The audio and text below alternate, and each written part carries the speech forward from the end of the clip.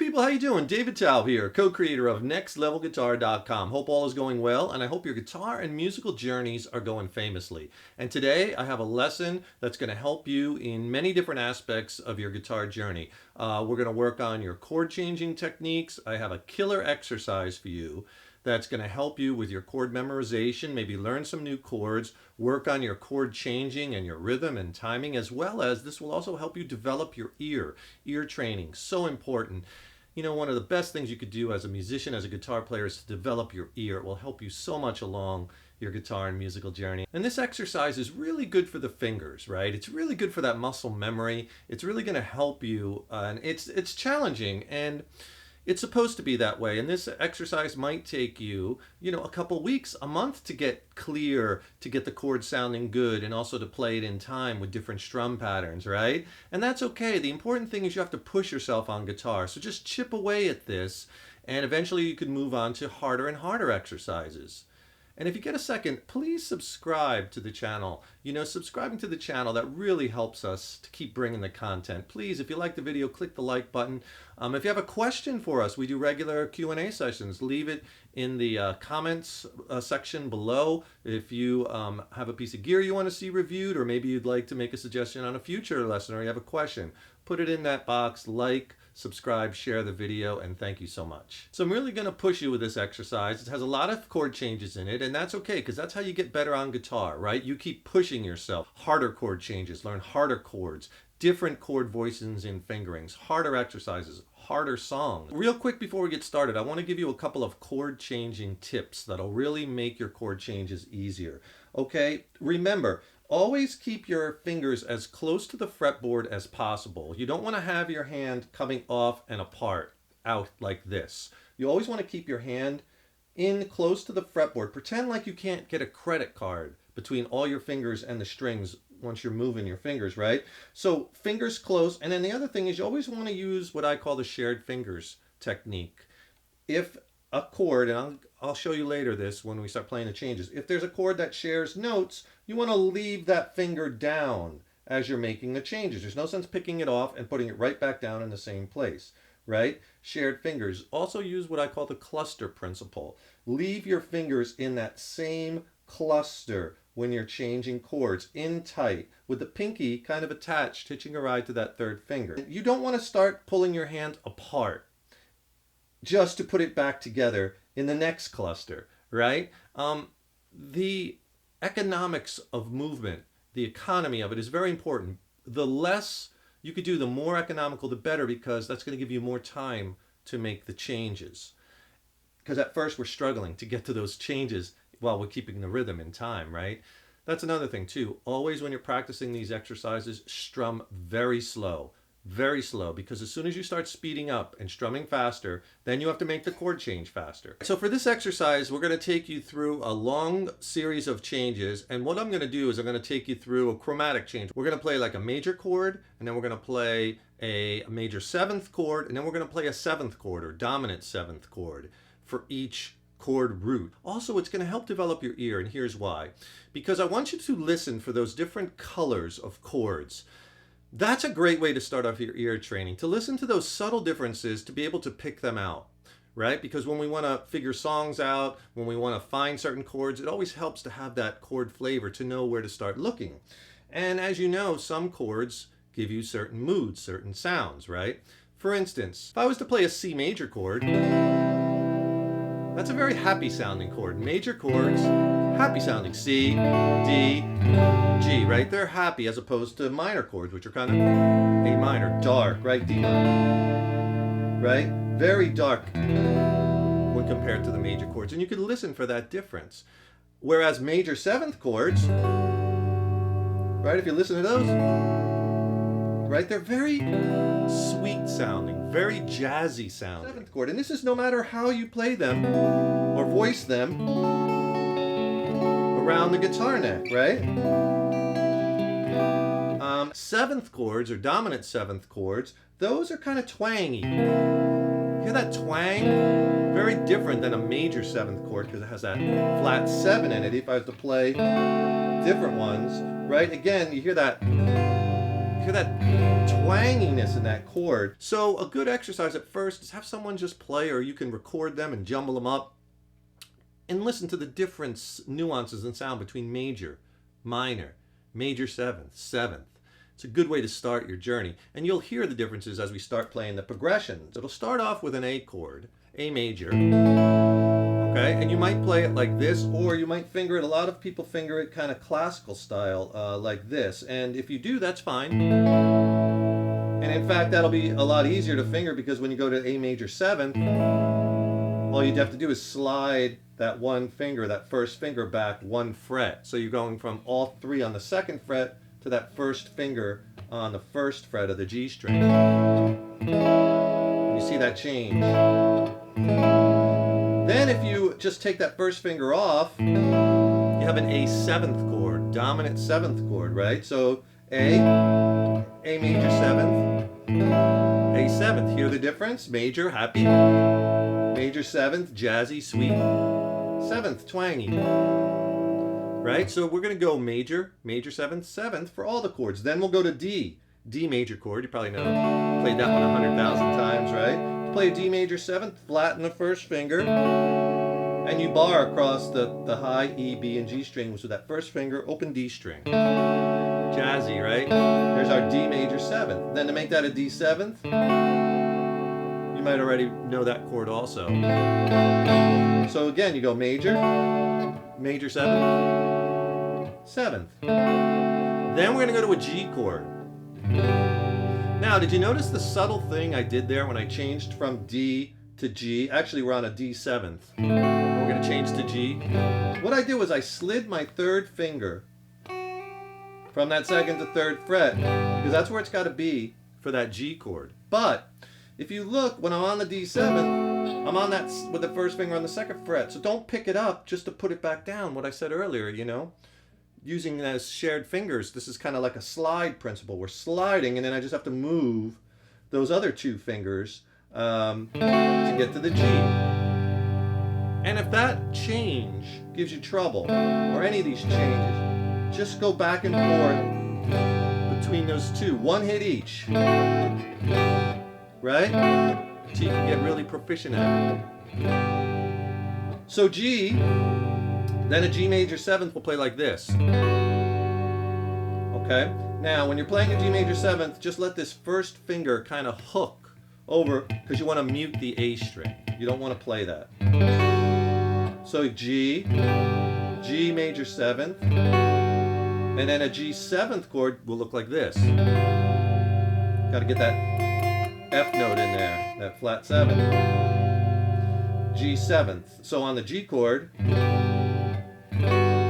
G seventh. Okay, and then we'll go to C major. Happy, right? Now to play a C major seventh, so simple. Just pick up that first finger. Sweet and jazzy, right? Listen to the difference. Major, major seventh. And then to play a C seventh, put the first finger back, and then you're going to add your pinky to the G string at the fourth fret. And there we have our twangy seventh chord, right? So C, C major seventh, and then C seventh.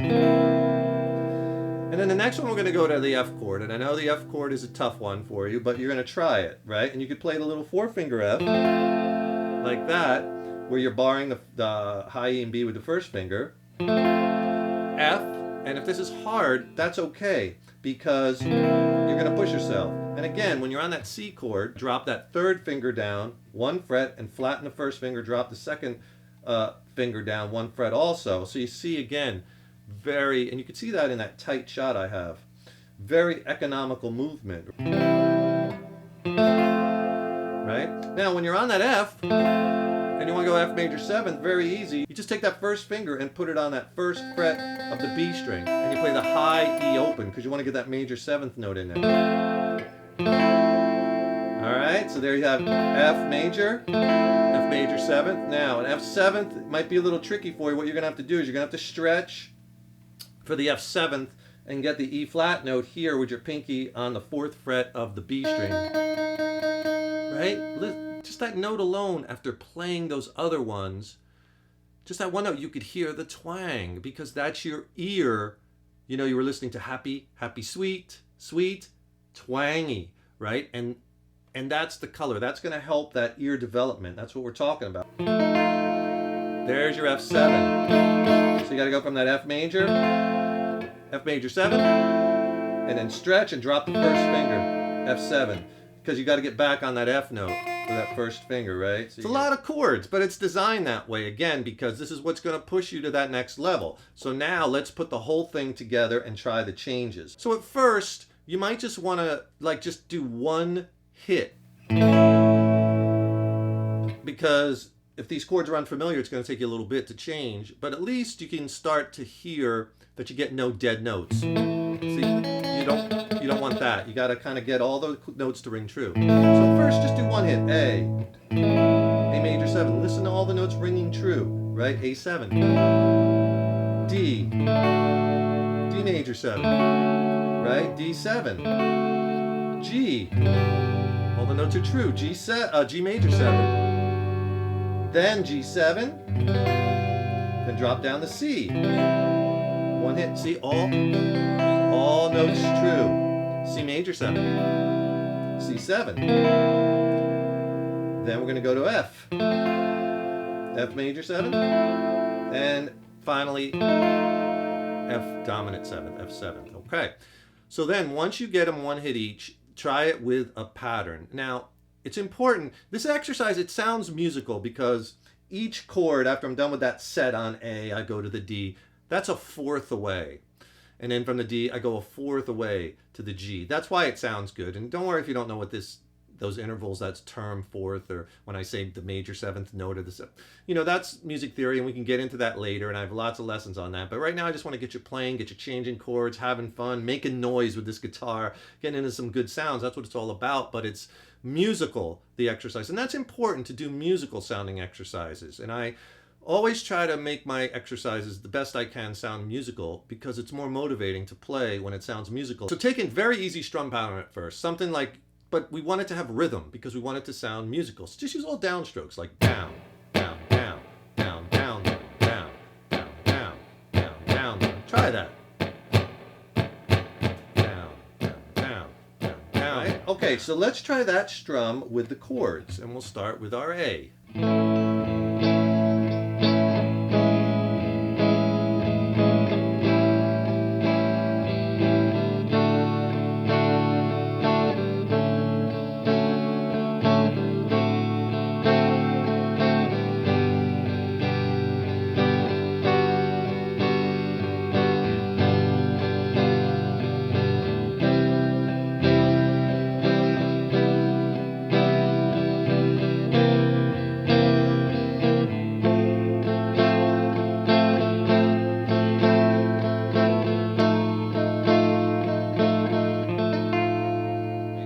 More chord changing tips and a very long chord exercise that will really help you along in your journey, click on that link below in the YouTube description box, and I'll send you a free video lesson with all my chord changing tips and really long chord exercises. I call them long progressions that'll really blast your playing to the next level. And I'll also send you my beginner ebook, which has a lot of chord charts, a lot more lessons and different fundamentals and techniques. It's a great reference tool, and I'll send you both of those. And if you notice throughout those changes, if you notice in the tight shot, I was using those principles: shared fingers, right? Clusters, sliding, keeping my fingers tight against the fretboard, right? Not taking my hand apart. All good chord changing techniques.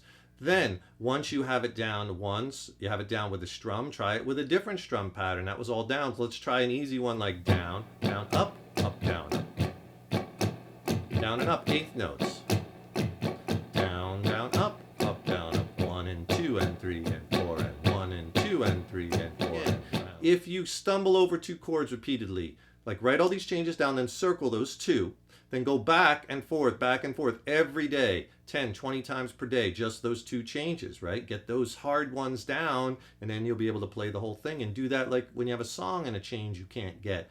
Put that in your practice log. Just practice that change back and forth, back and forth, back and every time you pick up the guitar. And then you'll get it, and then it'll be in your back pocket. And they'll all soon be that easy. And I know that might be a ways away, but you will get there.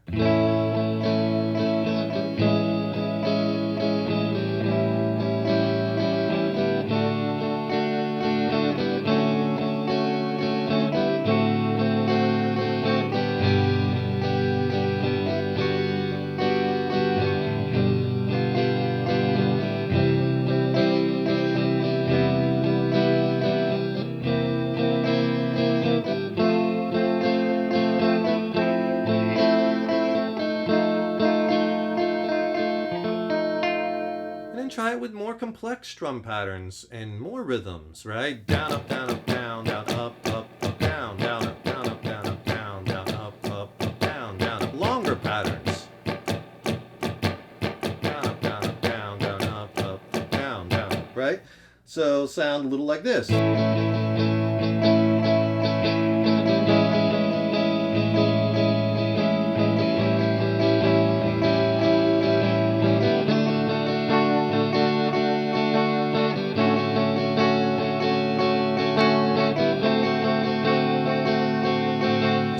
Slow at first, as slow as possible to make those changes, and really listen once you get in the vibe of those differences between those colors of chords. Keep putting that guitar in your hands 5-10 minutes, in those little pockets of time before you go to work, before you go to bed, while you're waiting for dinner. That really adds up. Keep your guitar out on a stand somewhere. Don't pack it away, put it under the bed. Leave it out in the room you're in most. You'll be picking it up a lot. 10 minutes here, 10 minutes there. It makes a big, big difference, right? Remember, click on that link below. I'll send you the free chord changing tips, more exercises, and my ebook for free. Click on that link. Subscribe to the channel. That really helps us to bring the content. Thank you so much. If you like the video, click the like button. Give it a thumbs up. Share, right? We so appreciate your support. I'm David Taub, co-creator of Next Level Guitar. You're the good people. Thank you so much. Stay tuned for lots more. If you have a question, put it in the box below. Like I say, we do regular Q&A sessions, or you can, if you want to email it, if that's a little bit more comfortable for you, we're readily available. Send your questions to me at thenextlevelguitar@yahoo.com. And be sure to put question for David in the subject line. And remember, your guitar playing is an evolution. Take care. Rock.